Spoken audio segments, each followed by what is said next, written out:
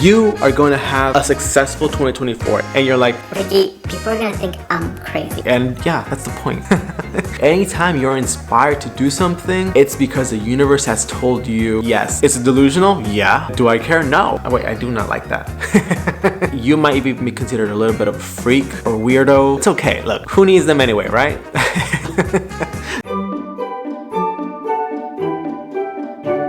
Good morning, guys, and welcome back to the vlog. Happy New Year. If you didn't already think that my method of thinking is a little bit unconventional, I feel like this is the video that is gonna do it for you. Even for someone like me who's very lax and kind of go with the flow-ish, I still feel really motivated at the start of the new year. And I think that's because as a society, we all collectively decided that the new year means sort of an erasure of the past, and then we go forth with newfound inspiration and motivation. And so collectively, we're all putting that energy out there, and collectively, we all feel that. This is a video that I'm gonna show you the 5 steps, 5 rules, 5 concepts, still working on the title, 5 identity shifts that are going to give you the best 2024 of your life. There is no doubt in my mind that if you follow these, that you are going to have a successful 2024. And by successful, I mean a happier 2024, more satisfied, more content with yourself. And it does not mean that you're not going to be striving for more, because you definitely are going to keep going up.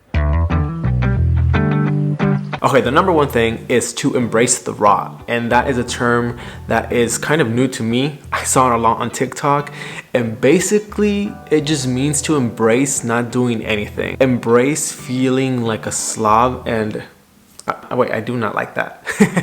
To embrace the rot just means to rot away on the couch, but it's not in a lazy manner. It's more so needing to recharge and recuperate that mental like creativity and energy. The thing about this is that we are so pushed to be productive.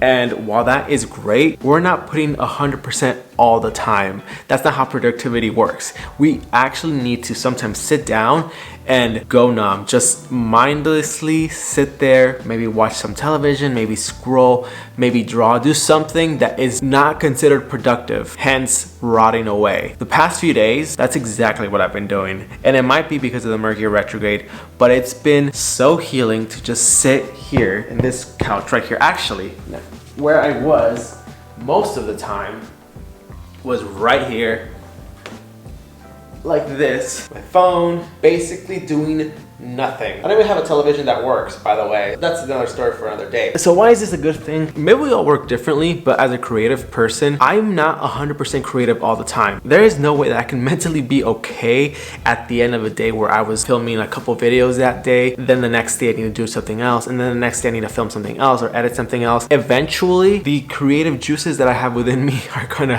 fade away. And once they're gone and they're depleted. And I need to recharge, which is why embracing the raw is good, because it gives you that moment in time that you desperately need as a human, because we're not machines, unfortunately. This is the one that I have the most trouble with, because it's the one that's most opposite of what I try to emit, which has always been a sort of put together, productive, happy person. And the idea of rotting away on the couch, it doesn't really match that. But the past few days, I've really needed it, and I can 100% say without a shadow of a doubt that it has helped. There is no way that I even be filming this video right now. I tried to do this yesterday, I really did, and it was just like not working because I needed to rot away for a little bit. Don't be afraid to slow down and actually do nothing. It's okay to not be productive, and literally no one has to know, because no one knew that I did that for the past few days until now, what I'm telling you guys, but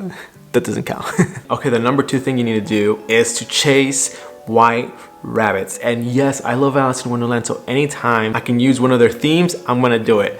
But listen, in order for you to get to Wonderland, you need to chase a white rabbit down the rabbit hole. And white rabbits for me are the little moments in your life that you are given the opportunity to romanticize. In order for you to get to Wonderland, which I believe is this now present moment where everything you want is literally here right now. It feels like a wonderland because the universe is just orchestrating things for you. There's this magicalness to life. Going about our days where there's always a means to an end. Everything you're thinking about every moment of every day is somehow related to the future, like trying to catch the bus so that you can get to work, so that you can get your paycheck and stuff. Everything is almost always focused on some sort of future aspect, and it takes away from the present moment. So when you start to think about what could be the white rabbit in this present moment, like for me right now, as I sit here, my white rabbit would probably be the light that is catching on to the lamp right here.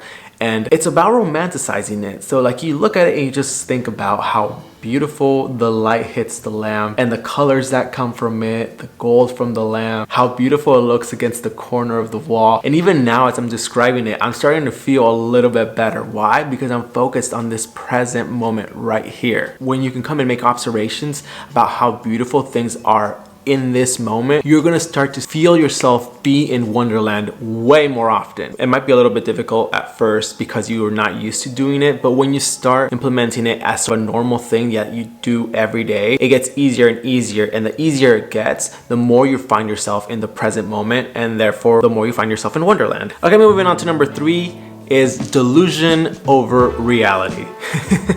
These aren't gonna be normal. By now, if we've been on the internet, we all know that Delulu being delusional is a thing. It's sort of a trendy thing, but let's kick it up a notch a little bit, and here's how. When somebody talks about being delusional, usually they're kind of joking about it. They don't actually believe it, but here I am telling you, you need to start believing your delusions over your reality.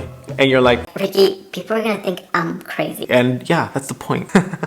Who cares? Yes, I want you to believe in your delusions so much so that literally your circumstances, everything, your reality as it is now does not matter. Your delusions will always conquer your reality. Oh my God, where is that fortune cookie script? Hold on, give me one. Hold on.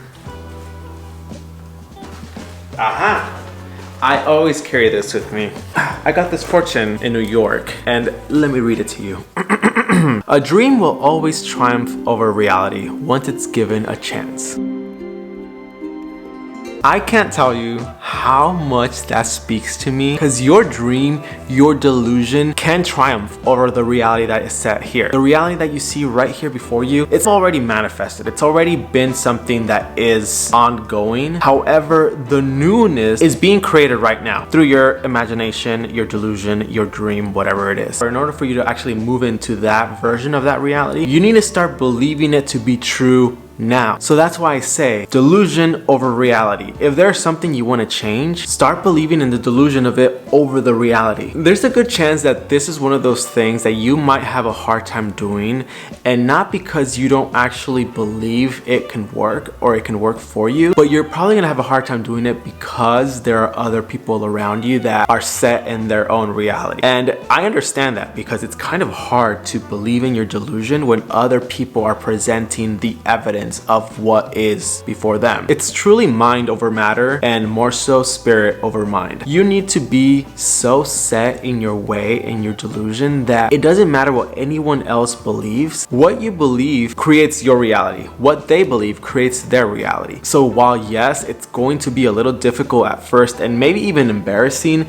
and you might even be considered a little bit of a freak or weirdo because they don't understand, you gotta be okay with that. You gotta be okay with being kind of delusional and weird and delulu. It's okay. Look, who needs them anyway, right? A simple step you can start making towards this that is not full-blown delusion: set like 2-3 minutes aside in your day, lay on the couch, and just go into your head and imagine what your perfect scenario would be. Say you want a promotion, and picture yourself getting that promotion, talking to your boss, and your boss saying like, congratulations, shaking your hand. Say you need like what, $10,000 or something. So like really picture like, what would it feel like if somebody just like handed you $10,000 in cash? Like you'd feel like this feels nice. How would it feel to open your bank app and seeing plus $10,000 in green, and it's just like, ooh. That's a simple way you can start feeding into your delusions, and as you get more advanced, you really can start going into it. I'm at a point now where I do not believe anything anyone tells me unless it's something that I personally want to see manifested. It's delusional, yeah. Do I care? No. Like, my reality is what I dream it to be, not what anyone else tells me to be. If you want to be happy in 2024, you gotta start believing in your own dreams. Okay, number 4 is no room. No room at your tea table. In Alice in Wonderland, when she first gets to the mad tea party, the March Hare tells her there is no room.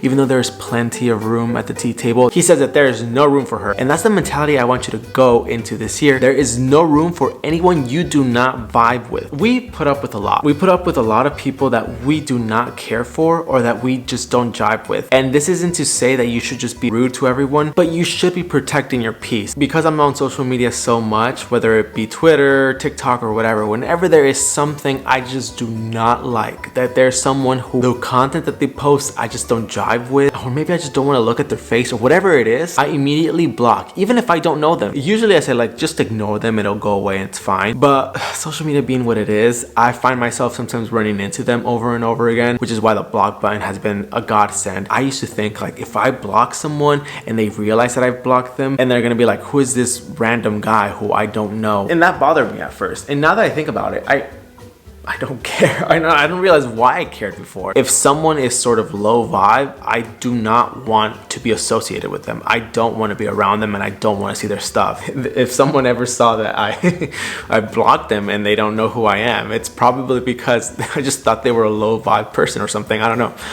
That does sound kind of mean, but I mean, no room. There is no room at the tea table. It is your mad tea party. You can invite whoever you want. You do not have to put up with people you don't want in your life. You just don't. You can say no. You're an adult. I mean, I'm pretty sure you're an adult. You can say you do not want to play with someone. You can say you don't want to have a conversation, or you can say you simply just don't want to see them, and that's okay. You weren't put on this earth to be friendly with everyone, and not everyone's to be friendly with you. So keeping that in mind, know that there are some people who are going to tell you that there's no room at their tea table. But we're all grown. We're all grown. There's no room. There's no room. And lastly, know that inspiration is your go from the universe. If you've been following me at all anywhere, you know that I always say that inspiration is my driving force. I do not like to act on anything unless I'm actually inspired to do something. And I sort of been lying. I mean, I do follow my inspiration, and that's mostly what I guide myself with. But there have been some times where I have to act just because of a responsibility, or because I'm motivated, or anything else that is not inspirational. And I always find myself not regretting it, but realizing that it doesn't come as easy. Because inspiration, when you actually get that inspired idea, inspired thought, or inspired effort towards an action, it's because the universe is telling you, yes, this is a go. This is your green light. This is what you're meant to do, to work towards that thing that you've been wanting, or even something that you didn't realize that you wanted. I firmly believe that the universe, or your higher self, God, whatever you want to call it, your inner being, is always talking to you. And the way you know that something is a yes, like an absolute yes, is when you're inspired. When you feel it in your gut, you're like, oh man, this is a yes. Like, I can feel it. If you're ever feeling iffy about something, if you're like, well, I want to do this, but I don't know, or if you're just unsure about a path, that usually is a no. Because inspired action never steers you the wrong way. Anytime, and pay attention to this, anytime you're inspired to do something, it's because the universe has told you yes, and something good is gonna come from it. Something that you would classify as a good thing is gonna come to you, whether that be a conversation with someone that you love, or a good sum of money, or your favorite meal. Whatever it may be, is something that you consider good. I do want to interject something that I always say. Understand that inspiration and motivation are two very different things. They're both pushing you towards something that you perceive to be good, but motivation comes from the outside. For example, you see someone walking and they look so good. They're like fit, you can tell like that they take care of themselves, their hair is done nicely, and it kind of motivates you to be like, you know what?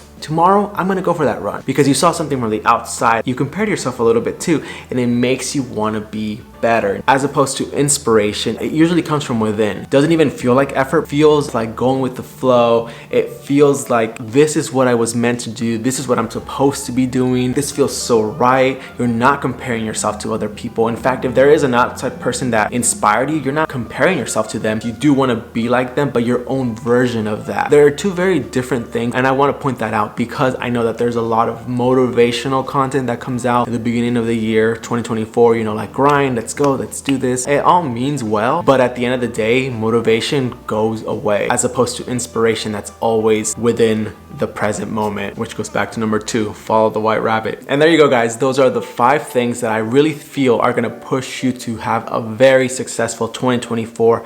I am wishing you nothing but the best. I will be back with more vlogs, so if this is your vibe at all, I invite you to stick around, subscribe, like this video, let me know that you enjoyed it in the comments, and I will see you next time. Bye.